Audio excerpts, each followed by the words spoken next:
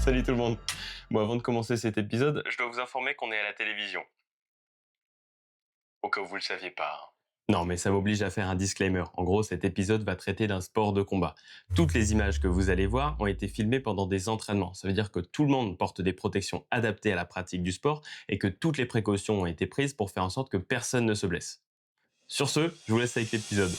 Bonjour à tous et à toutes, bienvenue dans 15-25, l'émission qui parle des sujets de jeunesse. Il y a 10 ans, pour moi, MMA, c'était plutôt... Mais aujourd'hui, c'est plutôt ça.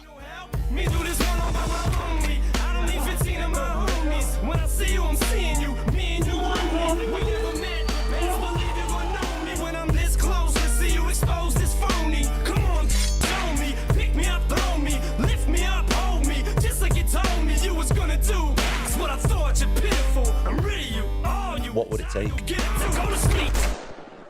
Le truc, c'est que malgré toute l'évolution que ce sport a connue au cours des 2 dernières décennies, beaucoup de gens ont encore des doutes quant à son impact sur la société d'une manière générale et sur les jeunes en particulier. En même temps, ça se comprend avec tout ce qu'on voit à la télévision.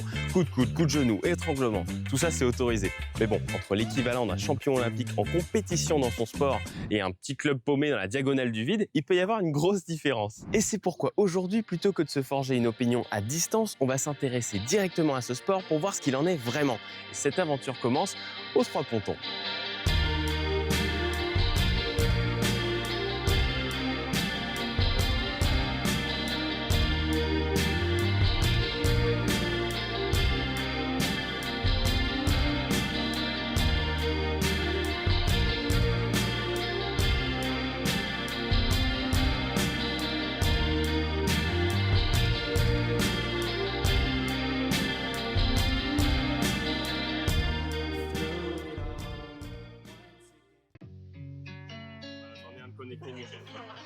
On va refaire un petit peu. Alors, Rana tout le monde, moi c'est Rehiri Dudest, combattant professionnel de MMA depuis plus de 10 ans et aussi propriétaire de la structure associative Island MMA sur Copenhague. Alors ici, on est aux 3 pontons. Est-ce que tu pourrais m'expliquer ce que ton association fait ici? Alors, si tu veux, c'est une journée qui revient souvent dans l'année avec la mairie de Punavia. C'est la journée de Jeunes en Action. Aujourd'hui, le thème est basé plus sur la lutte anti-violence chez nos jeunes. Du coup, avec l'association, on répond toujours présent justement à la demande de la mairie pour pouvoir justement partager la discipline de l'association qui est le MMA avec nos jeunes. Après, on essaie de leur transmettre les valeurs aussi de notre discipline, même si ce n'est pas évident en quelques heures. Le but, ce n'est pas que d'intervenir sur un moment donné, mais de les envoyer dans nos structures afin de les guider et de les éviter de finir sur la route. Voilà. Le MMA, c'est perçu comme un sport violent. Alors pourquoi est-ce que la mairie fait appel à ce genre de club pour prévenir contre la délinquance? Alors, il faut savoir que les Polynésiens, ils ont cette tendance à aimer se battre. Ça se voit dans la rue en ce moment, il y a beaucoup de faits divers qui parlent de ça. Après, je pense que la mairie et le Tavana en lui-même ont bien pris connaissance de ce qu'on faisait dans nos structures et qu'ils se sont rendus compte qu'on était loin de cette image de violence qui est transmise par les médias et qu'au final, ça va plus diriger nos jeunes vers un certain type de comportement, leur inculquer le respect de soi déjà avec la discipline et le fait de bien manger pour venir aux entraînements, mais aussi le respect des autres. Parce qu'avant tout, dans nos salles, on est une équipe, du coup, ça apprend forcément à respecter son partenaire d'entraînement. Est-ce qu'il y a une différence entre les jeunes qui se battent dans la rue et les jeunes qui se battent en club?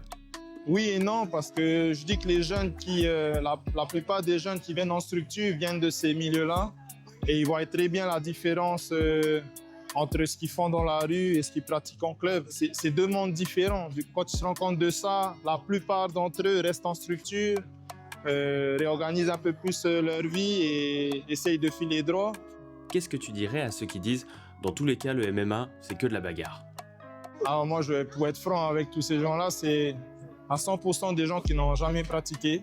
Parce que je vous assure que si vous pratiquez au moins 1 mois, que ce reste du MMA ou autre chose en structure, vous allez vous rendre compte qu'en fait, c'est totalement différent que l'idée qu'ils avaient de ça. Du coup, voilà, juste pratiquer et je pense que votre discours changera. Est-ce que tu voudrais ajouter quelque chose? Juste remercier la mairie, Tavana et l'équipe du service des sports pour pouvoir organiser ce genre de journée parce que je trouve que créer ce lien entre nos jeunes et les associations de la commune, c'est très important. Et encore une fois, montrer à nos jeunes qu'on est présent pour eux et qu'ils ont quelqu'un sur qui compter. Voilà, Maloro. Merci coach pour ton témoignage et pour ce que tu fais directement pour les jeunes. Et en parlant de jeunes, on va retrouver tout de suite des jeunes de son club. Et ouais, ils en pensent quoi eux de ce sport?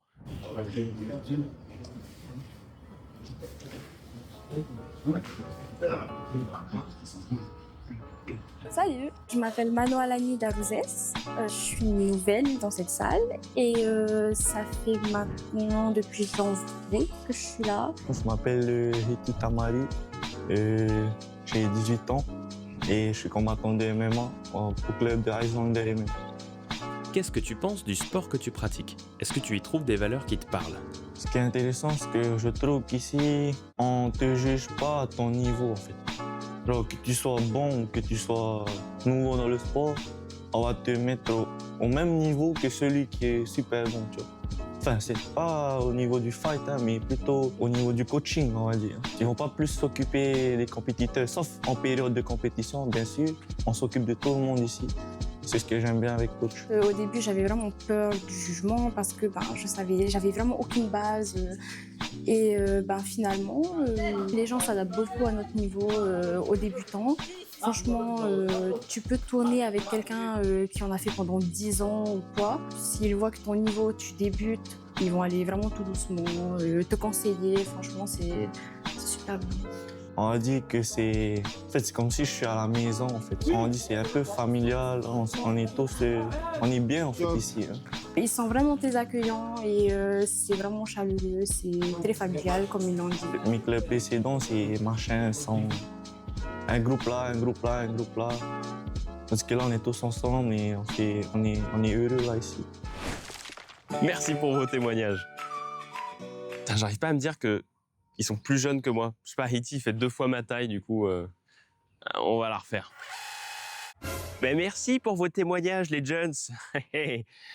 Moi, étrangement, j'ai pas de problème à imaginer qu'ils soient plus jeunes que moi. Le club dispose aussi d'un cours pour les enfants. Je crois que je me suis trompé d'extrait. Bref, pourquoi les parents inscriraient-ils leur enfant à des sports de combat? Ils n'ont pas peur pour eux? Avant de juger, partez du principe que tout le monde a une histoire différente. Et c'est ce qu'on est venu découvrir. Allez, c'est parti. Bonjour tout le monde, je m'appelle Adessi Hinatia. Je suis esthéticienne maquilleuse et je fais du fight depuis 4 ans cette année. De tous les sports, pourquoi est-ce que tu pratiques le MMA? Disons que ce sport m'a aidée à prendre conscience que je suis forte aussi. Ça m'a permis d'avoir confiance en moi. Quand est-ce que tu as commencé à pratiquer ce sport et pourquoi tu y as inscrit tes jeunes? Alors, je les ai inscrits lorsqu'ils étaient encore au collège. De nos jours, on va dire que chez les jeunes, c'est un peu compliqué. Ils ont tendance à être violents entre eux. Donc, ils se faisaient harceler, surtout mon garçon. Et donc, je les ai inscrits pour qu'ils puissent apprendre à se défendre. Puis, on a voulu découvrir le MMA. Donc, on s'est inscrits et on n'est plus jamais reparti. C'est ce qu'il m'a dit hier, hein, d'ailleurs. Hein. Il aime beaucoup ça. C'est pas juste tu l'as inscrit et tu l'as forcé. C'est pas ça du tout. Lui, il m'a dit hier, ouais, je compte jamais arrêter. Et mes enfants, je les mettrai aussi. Ouais, il a dit. Ouais, alors, je suis en train de faire le montage. J'ai été au sparring hier et effectivement, je pense que personne ne va embêter son garçon. Aïe. Je les ai inscrits d'abord, eux, en premier. Moi, je me suis inscrite genre 1 mois après, peut-être. À force de venir les regarder, ça m'a donné envie. Donc oui, il y a eu des appréhensions. Je pense comme tout le monde, hein. C'est un sport qui, mine de rien, est violent. Mais je savais que c'était pour leur bien et que de toute façon, ça allait leur apporter des techniques pour pouvoir se défendre. Donc, voilà. Le MMA a souvent cette image de sport de brut. Alors, est-ce que les gens sont surpris quand ils apprennent que t'en fais? Très souvent, les gens sont étonnés, dans ma clientèle surtout, parce que l'esthétique, le maquillage, ça demande quand même de la douceur, contrairement au sport que je pratique. Tu n'es pas obligé de travailler sur un chantier ou faire des métiers d'hommes pour pratiquer le MMA. C'est ouvert aussi aux femmes. On est aussi fortes que les hommes. Ça nous apporte des valeurs, Ça nous apporte de la discipline, ça nous aide à canaliser nos énergies, qu'elles soient bonnes ou mauvaises. Donc j'encourage tout le monde de venir essayer avant de venir porter un jugement sur ce sport. Venez essayer et vous verrez par vous-même que ce n'est pas forcément comme vous pensez que c'est. Et voilà. Merci beaucoup pour vos témoignages.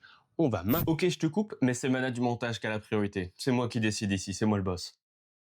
Bref, si je devais résumer le truc, je dirais que ouais, le MMA c'est un sport violent. En même temps, l'idée c'est de savoir se battre. Et donc par définition, on parle de violence.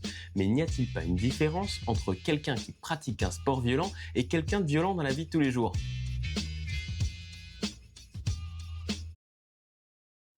J'imagine que ça dépend des profils.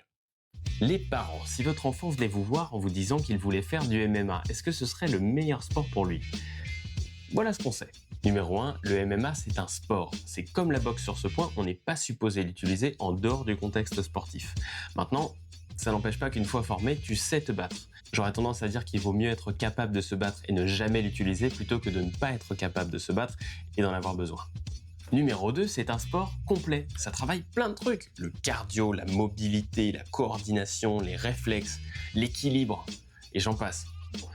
D'ailleurs, il peut faire du padel aussi. Le padel, c'est très bien. On en parlera pendant cette saison, alors restez branchés. Salut tout le monde, c'est Mana du montage, du montage. Mana du montageception. Écoutez, on a carrément plus le temps. J'ai même enlevé une séquence de l'épisode. Donc, plateau de fin, tout de suite. Salut.